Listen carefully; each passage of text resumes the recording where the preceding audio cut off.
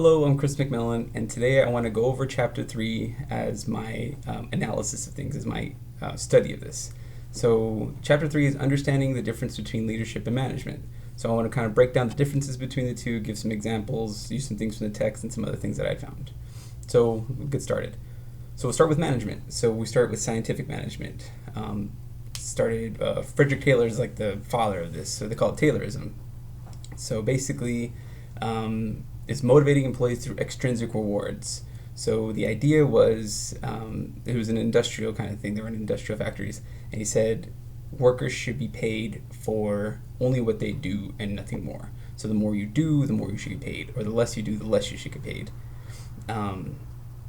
So it was supposed to be efficient. The problem with that is that they actually took into account only the company and nothing for the employee, psychologically, sociologically, anything that had to do with them. It was the company and nothing else. So there was kind of four basic rules of this, if you will, that I had found. So you have like a rule of thumb. So instead of allowing each worker the freedom to do their own thing, it's basically like the company's asking only what the company wants.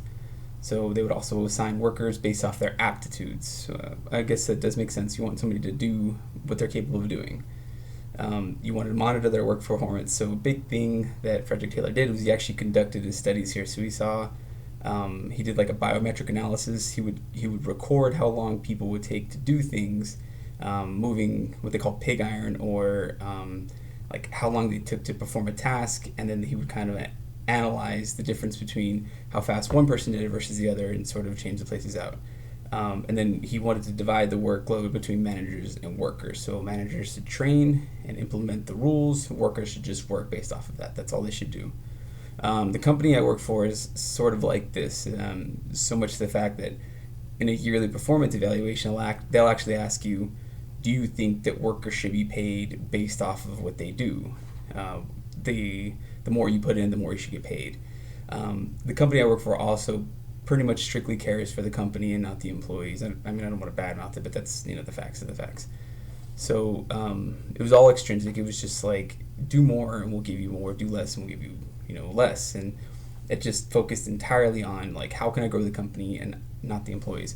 So on the opposite side of that, we have the human relations movement. So that was during like the late 20s, early 30s. So somebody named Elton Mayo actually was given credit for coming up with this, and this is actually in an electrical company in Illinois. And so the theory with that was it was sort of a organization that focused on work satisfaction, so worker satisfaction. So it was an intrinsic thing. So it was within, very different from Taylorism.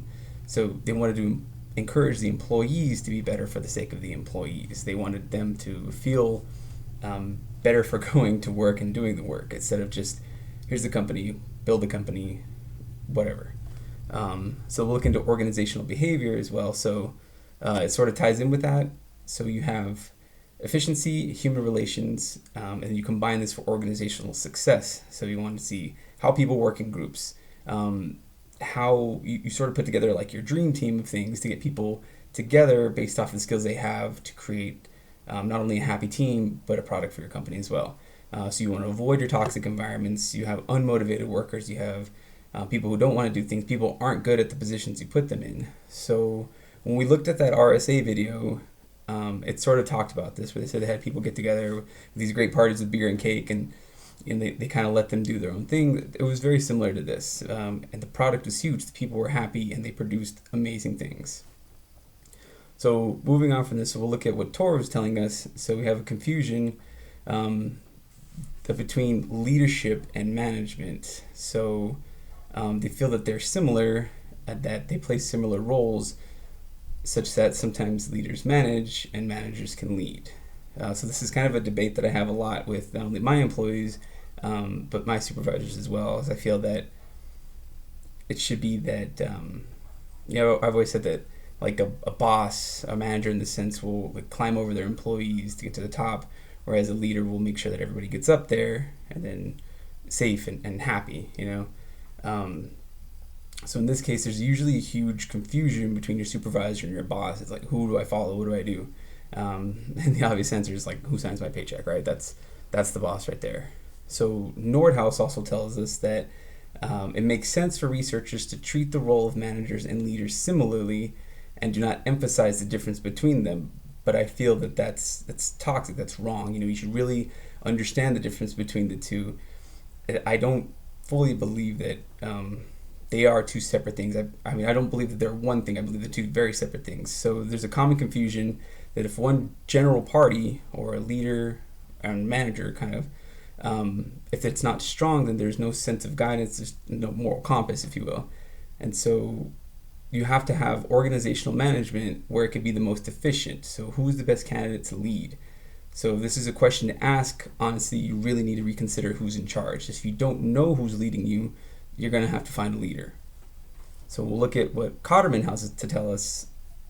So the first view here that we're going to look at, so we imagine leadership as a higher form of management. That is to say that leadership is management done well. So the second view that comes from the stance of what goes on within your organizations is that leadership is simply an essential skill of managers.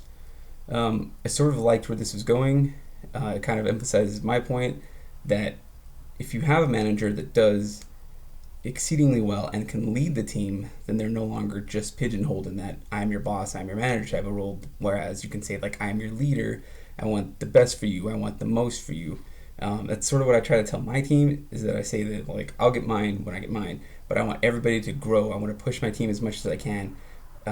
So I work in outpatient physical therapy, and I'm a supervisor in that I guide sort of brand new employees and higher up employees, and I always want to tell them like, if this is a means to an end, learn everything that you can, get everything that you can, and grow as a person.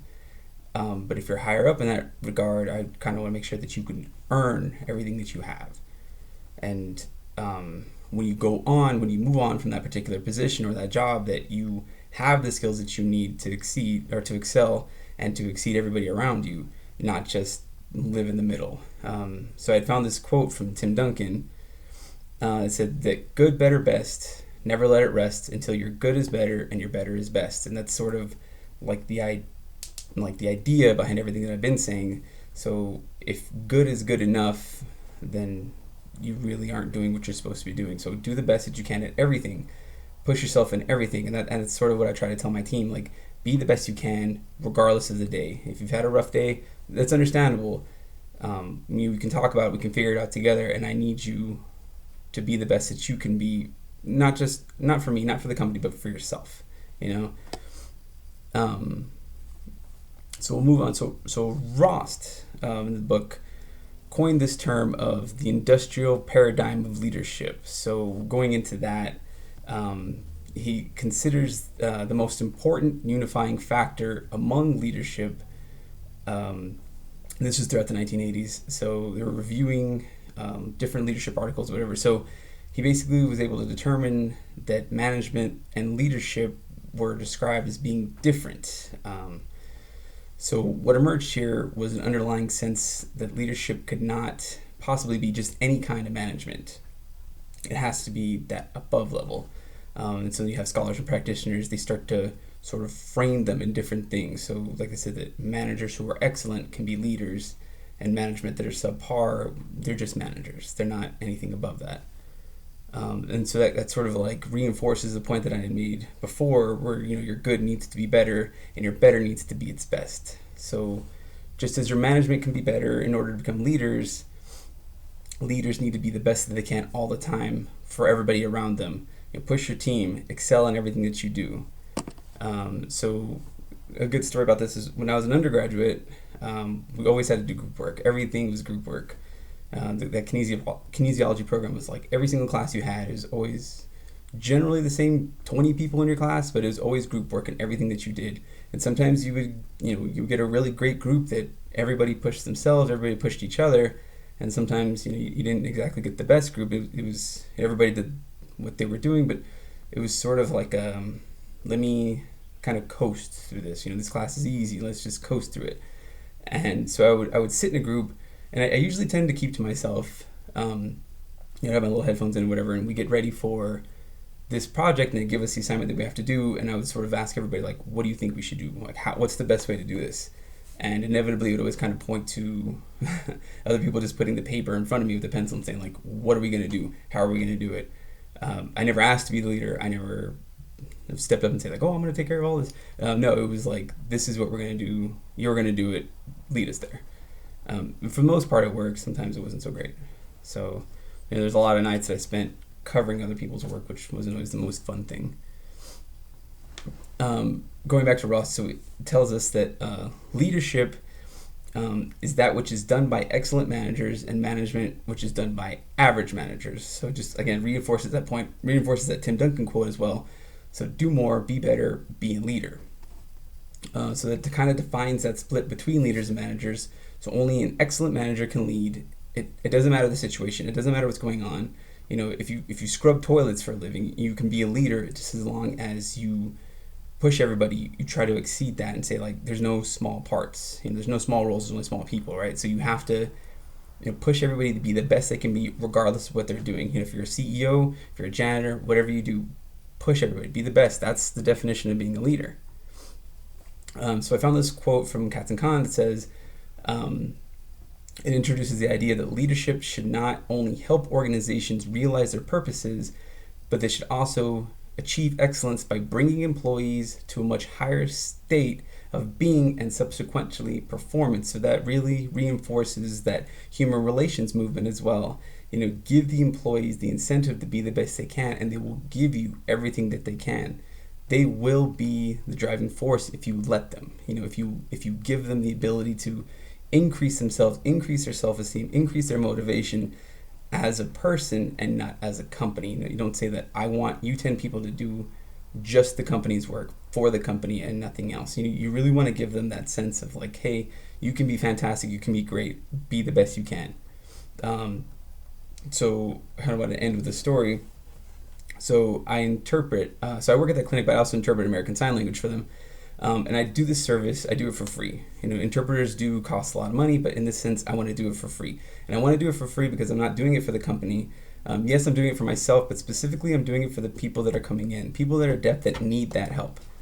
And so, I wasn't suckered into doing it. I had a conversation with a patient entirely through ASL, and was able to find out that people from the deaf community in El Paso feel that there's no help.